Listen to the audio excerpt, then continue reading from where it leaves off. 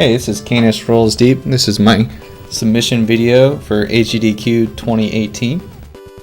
We are putting together a Castlevania relay race, similar to the relays done by the Donkey Kong Country and Mario communities previously. Our intent is to have 3 teams of 3 players each, with 1 player for each team playing Castlevania 1, Castlevania 3, and Castlevania 4.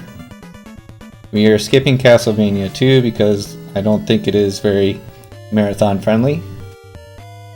However, Castlevanias 1, 3, and 4 all have a lot of action. So here's my submission for the Castlevania 3 part of one team. It's definitely my personal favorite game in the series, and features a lot of cool damage boosts as well as just various cool platforming throughout.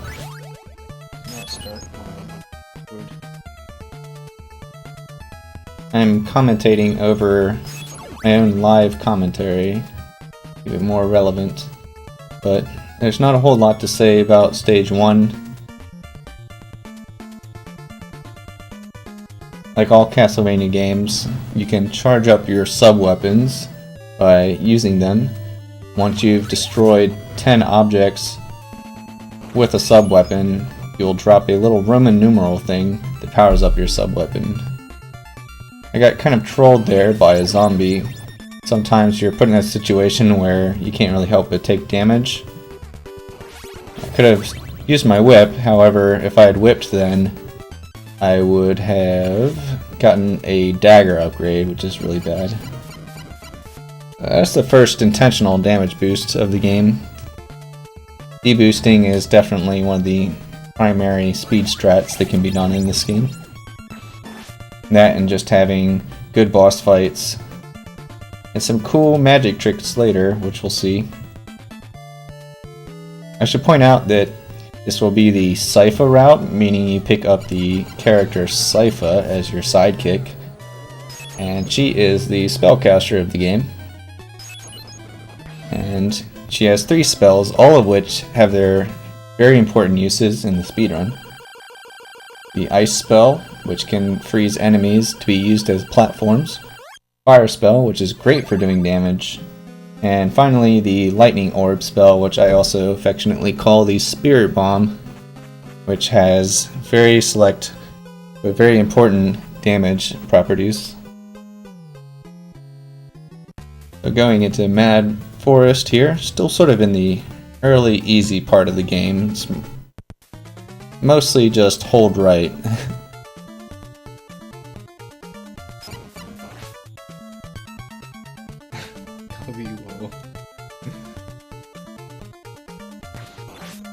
And simply run under this skeleton right here.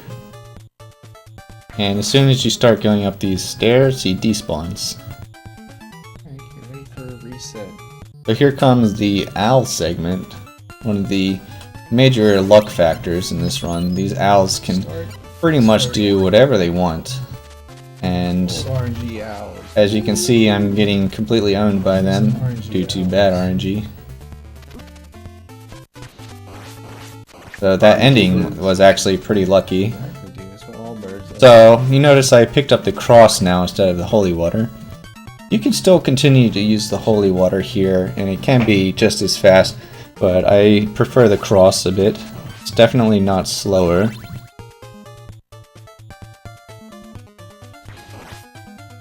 And here comes some very important damage boosts.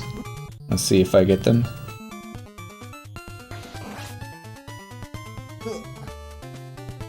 That's the first, and jumped a little too early that time.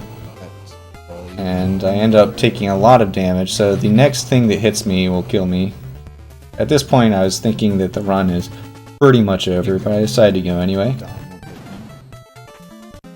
Also, there are different paths you can take in this game. You get 2 choices at the beginning of the game, and you can get a whole bunch of permutations of where you want to go based on that. But this path is required in order to get the sidekick Sypha. One other important thing to mention about this run is that there are random drops off of enemies. When you kill an enemy, it may drop any sub-weapon, and that is pretty much outside our control entirely. And if you get the wrong sub-weapon at the wrong time, it's pretty much a forced reset, as the sub-weapons can save minutes over the course of the run by having the right ones. This is especially true once we get Sypha. So there, we got a random stopwatch drop. If I grabbed that, I definitely would have had to reset. Fortunately, I did not grab it. But even though these random drops are a pain and do slow you down significantly, the runners will have backup strats to where it can still be very marathon safe. It's not like we're going to die because we don't have the right power-ups. Fortunately, the game is very generous here and gives you a health item right as you get to this boss. And here's the first major use of the cross. Very useful. Yo, what's up, Piano? Make sure you love me. So far, this run is hot garbage. So at this point, I did not think the run was very good, but you will see I end up having the best second half of the run I've ever had by far. So now I'm picking up the mage, Sypha.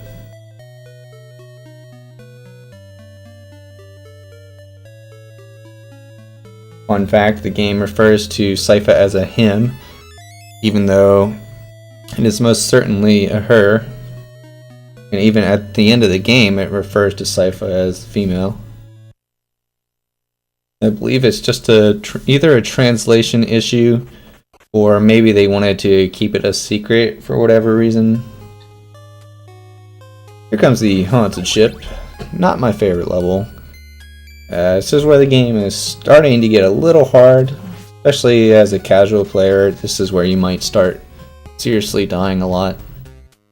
There's a very risky jump here. If you were to not whip at the right time on the way down, the skeleton guy would hit you and knock you into the pit.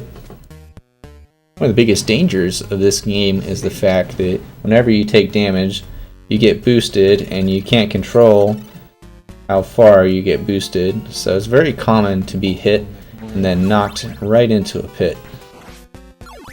But that same mechanic is what allows me to do cool damage boosts like that, which saved me from having to climb down those stairs, which would have taken 5 seconds or so.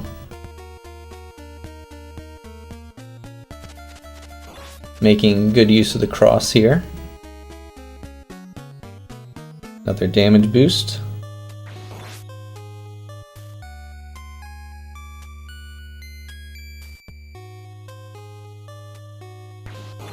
In a marathon setting, this next room coming up would be a good time for donations, as there are some moving platforms that really limit your speed and you just have to wait for.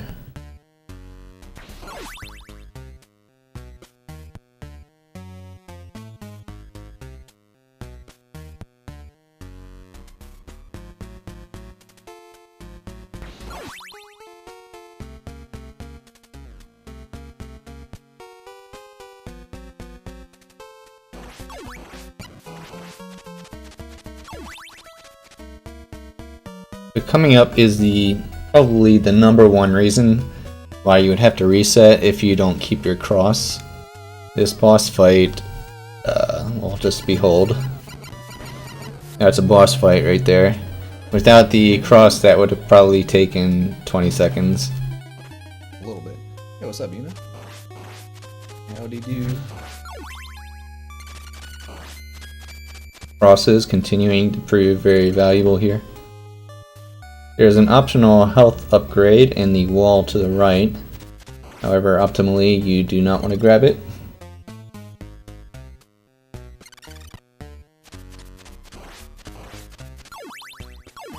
In a marathon setting, I would probably grab that if I'm at half health or below. But I have plenty of health here in this run and willing to play more risky on an RTA attempt. I should point out that I'm confident that before January I can bring this PB down by about a minute. currently sitting at Yes. third place for this category. You went high. Good. So unfortunately, the second place runner will most certainly not be submitting. I believe first place will be submitting this game for the relay. Oh no.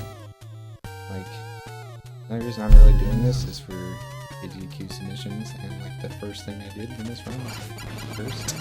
Again, the cross is proving extremely valuable. I always thought those mummies were impossible casually. That would be pretty Once fun. they start to spread out and start using their projectiles, they can quickly overwhelm you. And the game was not very clever here. They decided to just recycle the same boss from the last level. Second time. And there we are. We have just enough health left to survive. Basically all planned. What is this? So that was sort of the introduction to the game. Now we get into the real meat of it all. Next few levels see a massive spike in difficulty. At the very start of this level is Tricky one of part. the harder damage boosts to do. We jump into the right side of that fireball to get launched to the right. Take a lot of damage, but we're able to go right through those statues, no problem.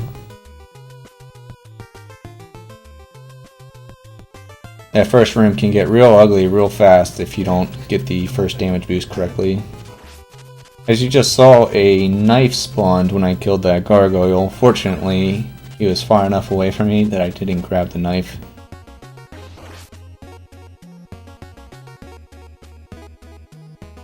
You can attempt a damage boost on the axe here, although I mistime it, so I have to Interesting this way. go around the long way. But fortunately, there's health right there. And now we pick up the holy water again, which ideally you would keep for the remainder of the run. In general, holy water I would say is the best sub-weapon in the game, I don't run this because I can just skip the. but since the past level involves so many long distance enemies, it was good to be able to Dude, hit them really? from far away. But holy water is really good in that it can stun lock enemies. Most enemies, once they're hit by the holy water, just stand still until they burn to death. This is basically an auto-scroller that does not really make any sense. I guess the floor is trying to eat you, and you don't want to get eaten by the floor. That would suck. Of course, a random item drop right there. If you rush through there, you'll certainly grab that. Very common for that particular enemy to drop an item. For this part of the level, could have some problems at the level here. So coming up is probably the hardest part of the game so far. First of all, we have to be pretty aggressive with this axe guy, throwing holy water at him mid-air, and then we have this room, which I think speaks for itself. Casually, this is a nightmare, Strats here. and damage boosting is required to get the fastest possible time. I opted out of one of 3 damage boosts you should do, because as you can tell by my health bar, if I had taken one more damage boost, I would be dead. And finally, we have this jerk bird here that comes at you, and if you don't pay attention to what you're doing, you will get that axe drop when you try to kill the bird. And now for one of the easiest bosses in the game, if you have holy water. Just like your basic. Without holy water, then it becomes quite a bit harder, but there is the health in that room.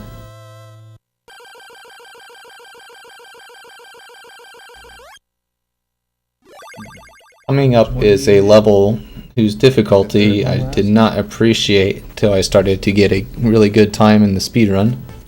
I used to think it was a very easy level, Are but definitely among the hardest. it's definitely one of the hardest, actually.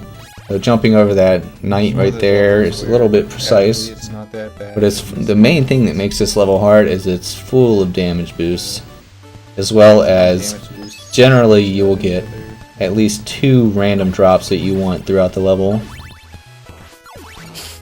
There you go. There's one that I almost grabbed there. Fortunately, did not. And there's the first damage boost. I was able to avoid and somehow get a goal. Oh man, what just happened? This guy, you need to try to jump over him as soon as you can, or else the little bird guy, or flea man, will catch up to you. And here's a really scary jump. You need to do a technique where you cancel your falling animation, which is done by whipping a certain distance from the ground on the way down. Otherwise, you will land on the ground and sort of get absorbed into the ground, which prevents you from moving long enough to get knocked back into the pit. Now we do 2 more damage boosts, which done properly, yep, leaves you with 1 little chunk of health. Very scary level. Alright, here's where I usually So it can be made way safer in a marathon setting if I choose to, just by avoiding some of the damage boosts. It would be almost as fast to simply kill the enemies with holy water. Really worried about random drops here, typically. These guys that pop up from the water can just drop anything they want. So that's it. That's it for the level. We just have to deal with the boss. And by throwing holy water at just the right pixel there, we take out one of the heads immediately. And the second head is quick business. I've seen it, but it looks insanely hard. I'm scared to try it outside of a So that level right there was one of the better takes on it I had done, so at this point I knew I was on PB pace. A little bit past halfway through the run. Now the game takes a major turn and we start using Sypha instead of Trevor for the remainder of the game. I think this is probably the most interesting level in the entire game, in that you'll start to see the value of the freeze mechanic. Are you serious? Although it seems I missed the freeze spell there, losing a couple seconds. Past me in the live video is now freaking out. But here's the first freeze boost, which is probably the coolest speedrunning mechanic in this game, IMO. Those are pretty hard to line up. There's only a select few pixels that can work for the positioning. But yeah, playing as Sypha is really fun. It's definitely more difficult because Sypha has less defense. She takes a lot more damage per hit, but her magic spells make it really fun. So these statues right here, I believe, would take 7 whips to kill, but with just a single ice spell, we can take them out. Wanted to go for another freeze boost to clip through the floor there on that last statue, but unfortunately I missed it, losing probably 5 seconds. Now there's a health item on the left here, but optimally you want to skip it. Definitely makes the rest of the level dangerous, as you can only get hit 1 more time and still survive. And you can plan on getting hit by the boss at least once. That jump right there is a little scary. It doesn't look too bad, but in reality, there's only like I think 2 pixels that will work for making that jump. Please, no random drop. Concerned about maybe getting a random drop from one of these ravens. If you were to get a fire spell drop, for example, This is a game you would probably lose 20-30 seconds in the next level. I almost just like walked to my death there. But that we've gotten through the hard part of level 7 now at this point. All that's left is a boss battle that's not really hard, but it is still scary in that optimally you do want to have a damage boost. Nice. Losing time. So similar to the boss of the ghost ship, we have some coffins that have multiple bosses inside. Now with the holy water, these mummies will die even faster than before, Alright, God. Do not get hit making by quick work of them. I learned today, apparently the guy's hammer does like double damage or something. Now for this guy, optimally, you kind of have to just sit in the corner and let him hit you. Hey. Which is one of the main reasons this boss fight is scary. But since we're playing as Trevor now instead of Sypha, he has slightly more defense, so he could tank 2 hits before dying. But yeah, at this point, any 1 damage will kill me. So using a combo of Holy Water and Whipping to quickly take out this boss, who has more HP than any other boss. He should be dead right now, but I messed up the combo slightly. I lost a couple seconds, but I am still on PB pace at this point. I don't know how to feel about this run. So going into level 8 here It's not good. is It's not probably the most variable speed level, in that if you have the right magic spells, you can do it probably a minute faster than if you don't have them. I've died to the light way too much, you know. That's the last time we'll see Trevor during this run. From now on, it's all Sypha all the time. Defense. So, although Trevor was better for that last bunch of bosses because of the Holy Water, the remainder of the bosses are actually faster to kill with Sypha's attacks.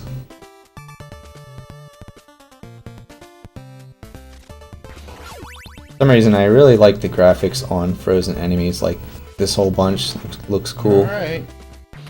Super important. So this is why it's so important to have Sypha's freeze spell at this point. We have 2 back-to-back super crucial skips. We froze those guys. We skip probably, that alone was probably 20 seconds of the level. And then using the green ooze, that's another 10 seconds or so of the level done. Alright. I'm now pretty hype about this run. So getting here full health is always a good thing. We now pick up the Spirit Bomb. And we're going to fight the classic enemy of Castlevania games, the Grim Reaper. One of the harder bosses in just about all the games. He is no slouch in this game. However, with the Spirit Bomb attack, it becomes much easier. So this actually shoots 3 little Spirit Bombs, and each of those do a ton of his health. Same crap that happened last time. Oh, it wasn't as bad. And then he transforms, and this health has a ton of defense and HP, but fortunately with the Spirit Bombs we can still make quick work of him. Alright. At this point I am way ahead of my PB. Alright, well, level 9. Easy level. It's gotta beat this easy level. So level 9 I think casually was the hardest level for me. And it still is definitely one of the hardest, but for different reasons now. The actual combat parts used to be why it's hard, now that's not too big a deal. There are no damage boosts in this level either, which make it kind of easier than levels 7 and 6. But this level has a skip at the very end that saves about 20-30 seconds, and it is unfortunately very luck based.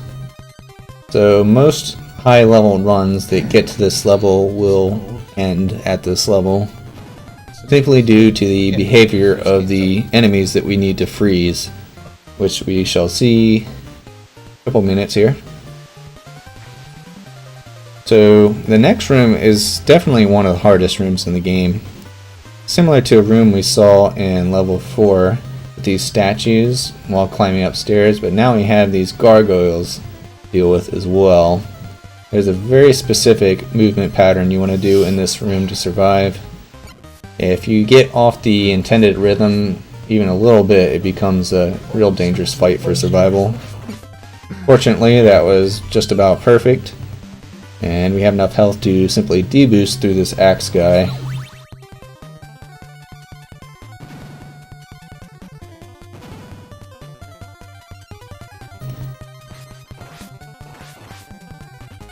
Coming up now is another one of those weird auto-scroller floor chasing you type things.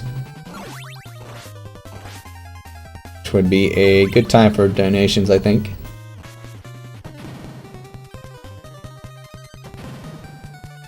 Should I grab health? I think I'll grab health up top.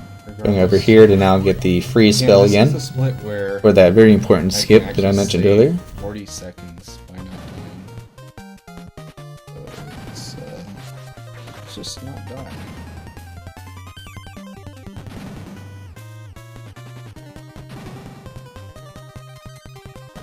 Oops, too soon. One more. There we go.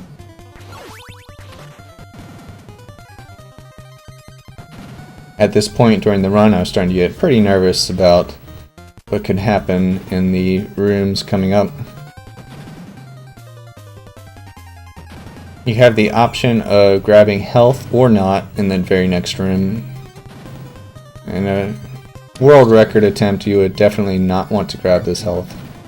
However, I chose to, knowing that I could still save a whole bunch of time in this split if I were to just get the boost coming up. So this is it. This is the nightmare room. What happens in this room determines whether or not the run gets to continue. On a PB attempt, at least. In a marathon, it's totally different. Here you want to freeze the bird at just the right height, and I got very lucky. Holy shit. It's super luck based in that you can't really predict how the birds are going to move. And half the time they do not put themselves in a position to be frozen like that. But by getting that skip, I now know that I am way ahead of PB pace. Grab some extra hearts just to be safe. Now I gotta deal with this boss, which is definitely one of the harder bosses. You can manipulate his AI by standing the right distance from him. As you can see, he's using his short range attack, which can't reach me, allowing me to simply jump and burn him repeatedly. But even though that's manipulatable, I don't know. Either way, he can sometimes just choose to come after you, and that's if you have bad luck, but a large portion of the time you can simply manipulate him. Playing like such a baby. And in a marathon setting, if I really wanted to, I could get the Spirit Bomb spell before that boss, which would make him way easier. Is this true? But I would probably play it dangerous and use fire at least for one attempt. What's up, guys? Dracula is one of the hardest. So this is the final stage here. Grabbing the stopwatch, this will be the one time we see that item used. Piano, I don't know how you can and that's going to be basically just useful for one room. Now I think about it, this level actually has the most variety in sub-weapons used. We actually make use of 3 totally different items. So here, using the stopwatch to freeze the fireball pattern. Now I intentionally wait for that fireball to shoot, and then that fireball boosts me all the way over to this door. And this is the final chunk of the game. From here on out, just 2 rooms and then the final boss. Now switching to the ice spell, which has one very specific use coming up. I'll just get a right bat spawn here and not have to worry. And here we go, this bat right here, you can freeze him and jump onto the pendulum.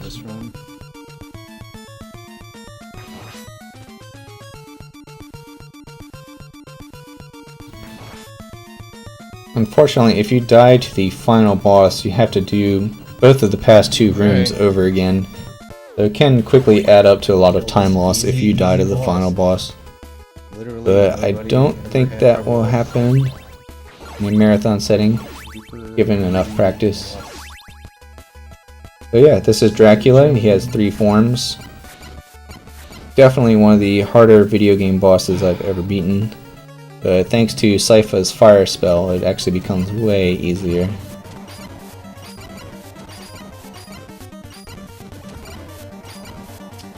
Optimally, the second form could actually be dead already, but I missed the optimal cycle. This is the form that's really to be worried about though. So you can get all 8 hits in before these platforms even land for the first time. And it looks like I was going to get that cycle, but then somehow I failed to jump there. So it took a little bit longer to kill the boss, but he's dead. We did it. Didn't get the quick cycles on Dracula, but that's a PB. And there you have it. Very large one. Definitely my best run of this game so far. At 30 minutes and 8 seconds. And I would love to be able to perform this at a relay race at SGDQ 2018. I thank you guys for your consideration. And regardless, I plan to see you all in January. Your run Catch you was later. a lot better than mine, but I got the